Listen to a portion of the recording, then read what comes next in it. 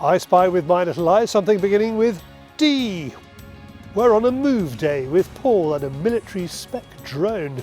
Red's really featuring in the Highlands. Yeah, that equates to about 60,000 deer from the last 12 months. Tiger hunting. I catch up on the latest on India's move from its big cat preservation policy to big cat conservation. We talk to the authors of A Guide to British Gun Law. Ian Hodge is looking at 410s in this week's Fieldtester. David brings you the news on the news stump. And James has the best of YouTube in this week's Hunting YouTube. Welcome to Fieldsports Britain.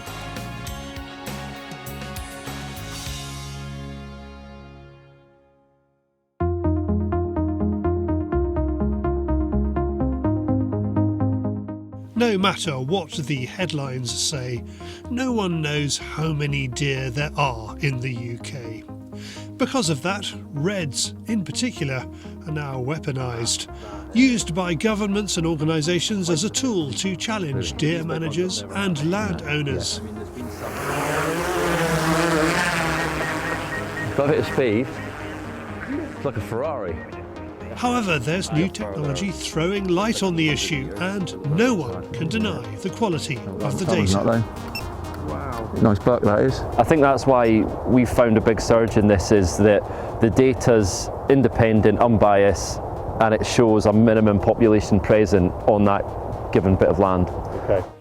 More on that in a moment. On the ground, there's deer management to get on with. Everything's in season, so it's not a problem. Paul has recently started offering a handful of deer move days to clients to ensure he gets the Chinese water deer to a sustainable level on his ground in Bedfordshire. There are some similarities with the driven hunt in Europe. It starts and stops with high seats and rifles. The deer are a trickle, not a torrent. Dogs are not permitted, so it's just a few of the guys walking through the estate. Okay, so I'm coming in. I normally come in from this way. Yeah. Right, so push that through as well. Then we whip back to bottom jump. Completely unrelated to the move day, we arranged to meet drone operator Ben Harrower from BH Wildlife Consultancy, who is working in the area. The reason we say completely unrelated is because in the USA there's a big debate around the use of drones with deer. Some fear that hunters use the thermal technology to spot and then hunt deer. This eye in the sky is just for counting, not for hunting. Yeah, another busy day in the office. So we've got a deer move today, and not deer drive, a deer move. So basically, we've got guys out on the different parts of the estate, first light, and try and get a few culled out. Our first deer, a moose. Yes. Fantastic. Pretty good. We've done a few last year. We did 5 last year in November. Shot about 150, no 200 actually. So we got on top of them early season. So yeah, which is quite important because we've got sort of big numbers and high numbers sort of like on this place, and trying to manage it and keep everybody happy. So you've got the wide thermal, there's the optical zoom. Ben has been a deer manager in his time, so is able to bring a level of on-the-ground knowledge to the job. He first looks for heat sources using the thermal camera. Then, using a 40x optical zoom on another camera, can pile on the magnification to ground truth that heat source. This makes his data species-specific, sex-specific, even age class specific. We used to do it with the lamps, and you get like a rough idea of what numbers you got on the ground, but now with the modern technology we're on drone counting, less nights out and evenings out counting, so that's great, and also pinpointing exact animals. That's amazing. I mean, on the Chinese water deer you're getting a rough idea of sex, because obviously males and females when they're younger you can't tell. For fallow deer and the bigger species is amazing. Leaving Ben to get images to show just what his kit can do, Paul heads off to collect some of the carcasses that have been taken this morning. If the opportunity arises and he spots the right animal, he may take one too. He's keen to show us the new 243 Sacco Power Blade round. He's been singing its praises for a while now, and we've yet to have a chance to see it in action. Like Christmas. Treat yourself, I love it. All right, good. Yeah, that's just a camera. So we got a nice young female, I'd imagine. Yeah, younger female. Young buck, is it? Yeah. Young buck. Yep. Young buck, young doe, and a nice little Big one. Big beast. Big beast, yeah. So good. Well done, gent. Yeah, if you can get amongst these. Yeah, no worries. Because you're it. Yep. After another pickup, Paul spots a young female that's worth taking. His estate rifle of choice is now the Sacco 90 Adventure in 243.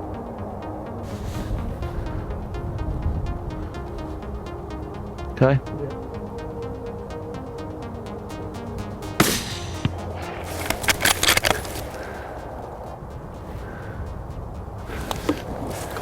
Yep.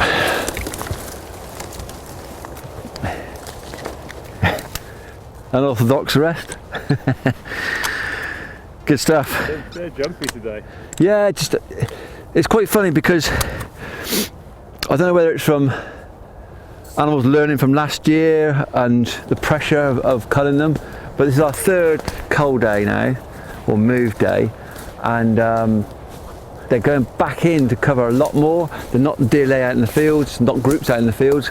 We've still got a large number of deer, but they're just not got the big groups, and so we're having to change our tactics a little bit. We're having to put people out in places and actually walk through the woods or walk through plantations, gain crops ourselves. So just trying to tickle them out gently so they just go back out and stand out in front of the guns where they are. So devise new ways to basically do the cull and get it done efficiently. Perfect. Young female. So I heard you talking to Faye earlier about there's rounds that you don't like for this job, but you've suddenly discovered a round that does work for this job. It's a big debate. Everyone loves discussing ammunition and rounds and what's good and what's not, and copper's been the highlight of topics for a last couple of years. So, people find what works for them and what they struggle with. And I've shot a lot of deer with clients, and I've shot a lot of deer myself, and the ones we seem to have problems with is the good old classic 100 grain soft nose 243. Just get deer, run on a little bit further than you would with a ballistic tip, say, which is pretty obvious, but you get less meat damage. But so it's always weighing up things: what meat damage versus dropping on the spot, where you're shooting, what species you're shooting. I'm trying to get round again. All right, no. Let's talk about the new round that you like as opposed to that. Ding ding. Yeah, so the old Sacco Blade 80 grain 243. These were actually sent over with heads, as heads, and we got them loaded. So me and the guy down the road, he did a load development for them.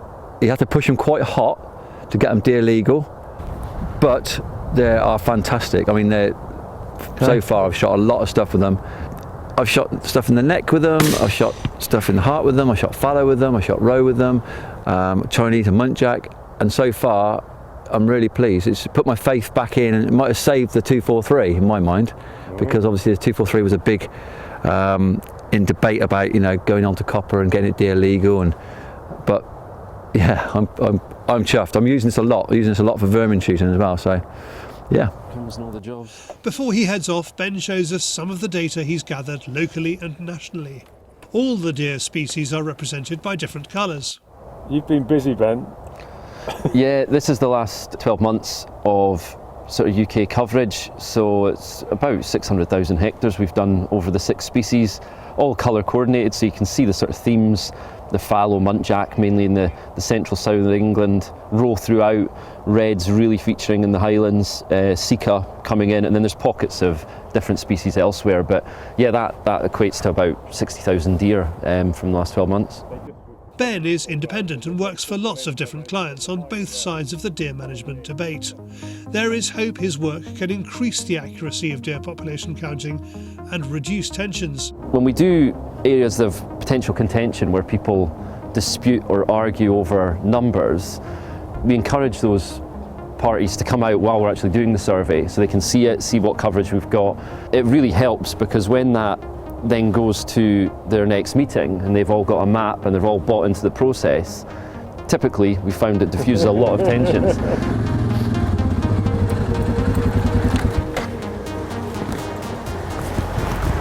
In the larder, Sam is cleaning the deer from this morning's outing.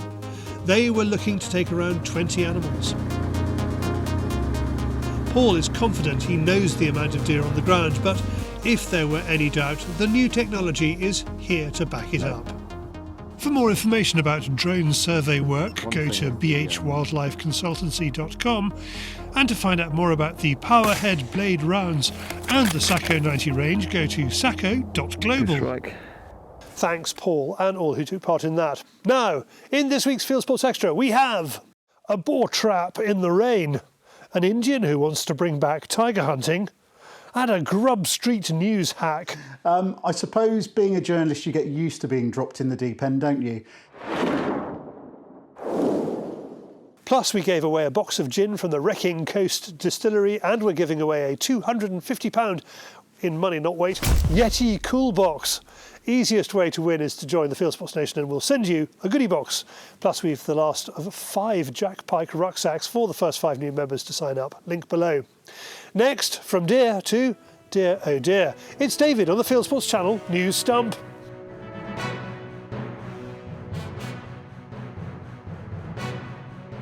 This is Fieldsports Channel News. The RSPB says raptor persecution is at its lowest level for more than a decade. The group's latest bird crime report says there's been a reduction of 2/3 in the number of deaths of birds of prey, including hen harriers and goshawks. The RSPB figures are based on unofficial reports of bird deaths. The charity uses the reports to attack gamekeepers and game shooting, even claiming that the low number of raptor persecution cases show how difficult it is to get cases to court.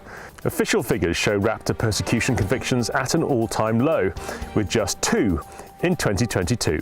Meanwhile, Natural England reports that hen harrier numbers in the UK are at a 200-year high, with the work undertaken by gamekeepers. The RSPB walked out of the UK's hen harrier conservation project in 2016.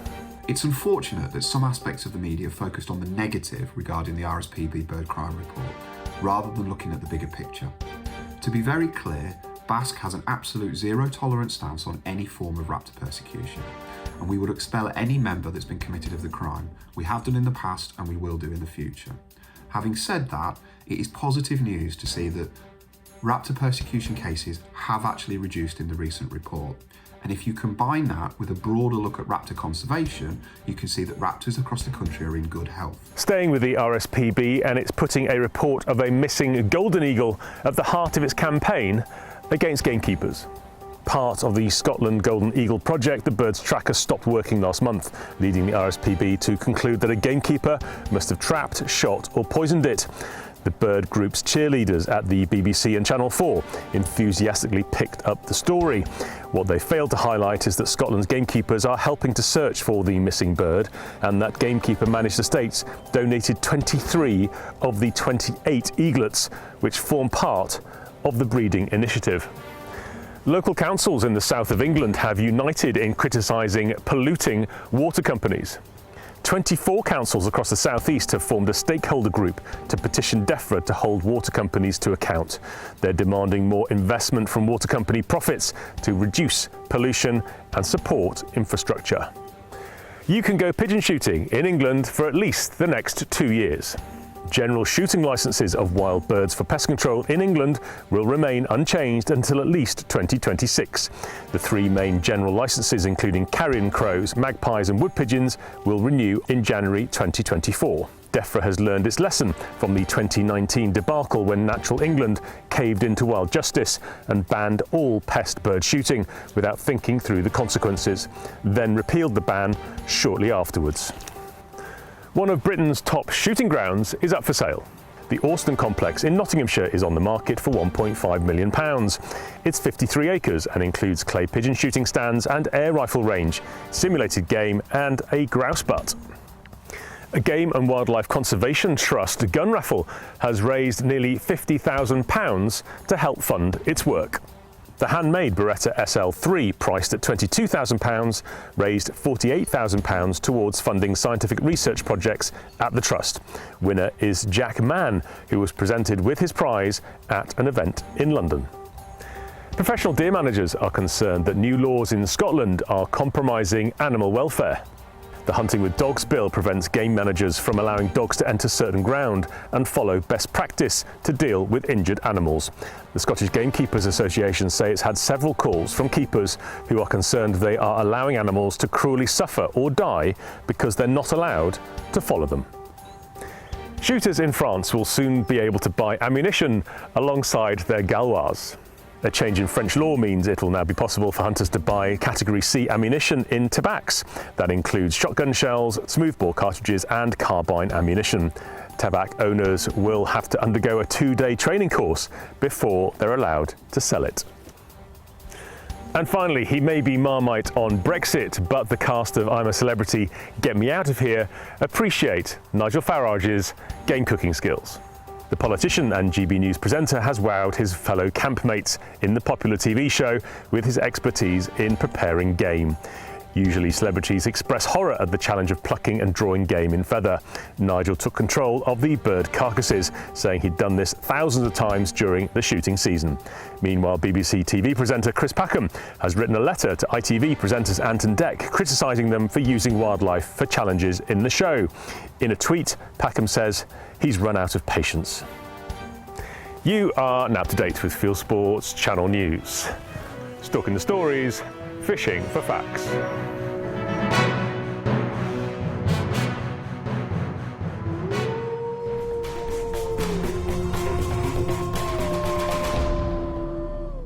Thank you, David. Now, it was David's birthday last week.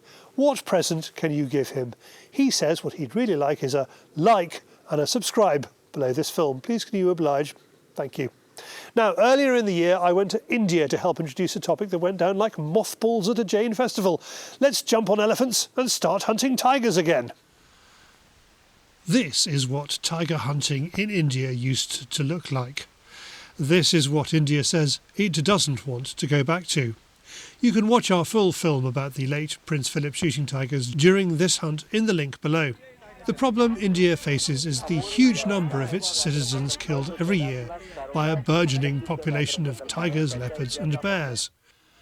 In May 2023, I met this lady who had just lost her husband to a tiger. We have the highest number of conflicts anywhere in the world. You had the first-hand experience of meeting someone very tragic, very, very tragic, who lost someone very dear to a conflict, to a tiger. Rajiv asked me to a wildlife conference where India first considered moving from a policy of preserving tigers to a policy of conserving tigers. So what's happened in India since then? I thought people would change, but we haven't changed. We haven't changed a bit. We still have the conflicts. We still have the problems.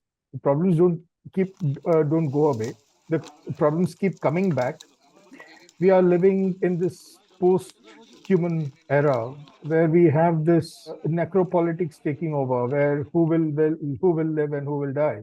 We did achieve one thing, which was we introduced the topic, and yes. I felt nobody had really talked about it. We saw at the conference, didn't we, enormous opposition to our position. I mean, they did everything, including muscle in the debating chamber. They did everything to try and shut us down. Excepting rioting and beating us up, they did everything else. They didn't beat us up, you're absolutely right. Jens Hoeg from Nordic Safari Club also gave a paper at the Indian conference. I caught up with him this week while he was at another conference, this time in South Africa, which explains the palm trees. My impression is that after that conference, hunting is now on the agenda, where it used to be something that never was talked about. It is now actually actively discussed. And I get a few questions still from Indian authority people asking me to, send the presentation, write an article about it that they want to publish in their professional magazines, and et cetera, et cetera. And I know that they are working locally on both culling as a management tool by hunting, and also hunting as a tool for danger animal control. Perhaps Rajiv was over-optimistic. He speaks warmly about big cat conservation during the British Raj from 1875 to 1925, when the animals were hunted. It was highly regulated. Hunting was highly regulated in India. the British Raj came in, and the Rajas and the Maharajas used to hold hunting of cats, big cats, only for a certain period of time and only for certain guests. It was not wanton killing. It's not the sense of us and them that Rajiv likes, or harking back to a golden age. It's the engagement with the locals. What will work is we will have better rapport with the people who are living on the edge with wildlife. We will have better coexistence. Poaching will come down, and what will not happen is no poaching, no illegal cutting of trees, no illegal felling, because everyone then has a stake in it. They've got their skin in it. The opposition would say, well, you can do that through law and through government agency, and you don't need to involve people at all. Can't do that. Hey, it won't work. You need people. Poaching is because of people. It's a give and take relationship. Coexistence is nothing but give and take. The conference definitely started a movement in the direction of recognizing hunting as a tool for nature conservation, and I'm sure that that movement will go forward because these problems are not getting smaller by themselves, and obviously hunting works as a solution in most parts of the world. Rajiv's hope for the future rests with the next generation. A lot of youngsters have now taken up this cause, fortunately. So that is a hope of things to change, because they understand and they are taking this fight beyond what I could take, because I'm not a social media, I'm a very asocial human being. It's making a dent, but someone had to throw the first stone, and so someone like me and the others threw the first stones. For more on the conference itself, there's a link below. Thanks, Rajiv. Now, with gun grabs still in the news, I had the pleasure of interviewing the two authors of the definitive book on British firearms law. It's a legal textbook about effectively firearms licensing law. However, don't be put off by the fact that it's a legal textbook, because originally, we've only done the last two editions. Originally, it was written by a Lincolnshire solicitor, and it was really aimed at the individual shooter or the police licensing officer who wanted to understand what the basics of firearms licensing law are. And he wrote the first edition in 1969 after the 1968 Act came out. Now, our first edition took it up to 84,000 words, and I think the second edition is now 108,000. I think so, yes. And the next one will be even bigger, because that's going to have to cover the new statutory guidance. Yes. So, but it's really quite readable. The ordinary person, you don't have to be a lawyer to understand it, the ordinary person who's interested in this area can pretty much understand all of it. Thanks, Nick and Laura. And you can buy their book, The Firearms Law Handbook, by following the link below. Next, Ian Hodge from Ian Hodge Fieldsports talks us through his two top-selling 410 shotguns in this week's Fieldtester.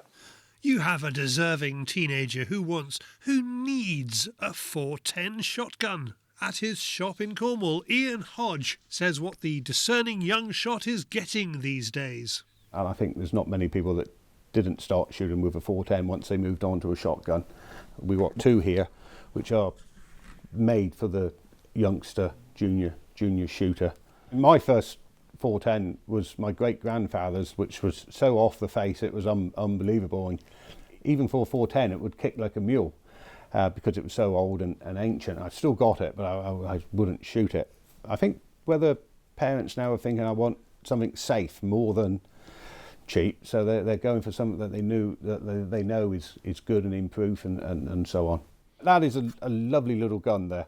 It's got a nice bit of engraving, the wood on it. It's a Webley and Scott, multi-choke, single trigger, ejector. You know, they don't know they're born, do they? But most importantly for a youngster, it's only got a 13-inch stock, so it will fit them within reason. So it's no good for mums and dads buying it thinking they can use it for them, because it will be too short, but there's a lot of that does go on. Lovely lightweight gun, not too long a barrel. These are, we put a little package together with these. If you live locally, we'll give you some cartridges with it, gun oil, and a cleaning kit. So yeah, it's a good all-rounder for youngsters. We do sell quite a few of these at Christmas. There's a lot of lucky children wake up on Christmas Day and find they've got one of these. It's similar to the Webley, but this is the Cough. Some people pick up one gun and they like it, and they pick up another one and they don't like it. So if they don't like the Webley or they don't like the Cough, they'll like the Webley and they will like the Cough. So they complement each other. I don't want to say they're bomb-proof because one will come in tomorrow, something's gone wrong with it. But yeah, generally we get nothing wrong with them. They go on and on. Yeah, these are both classed as game guns. So they are aimed at the young game shooter to bring them on, which is what we've got to do. These are 3-inch chambers, so they'll take the big ones and go right down to the small ones as well. And 410 cartridges now we have got plenty full supply. COVID time, we were down to looking through drawers and that for people to try and get them kitted out with some cartridges, but we have got plenty now. For more 410 ideas from Ian Hodge Field Sports, click on the link in the description below. Thanks, Ian. Now from kit to the wider world of hunting and shooting on YouTube. Brought to you by James Marchington, it's Hunting YouTube.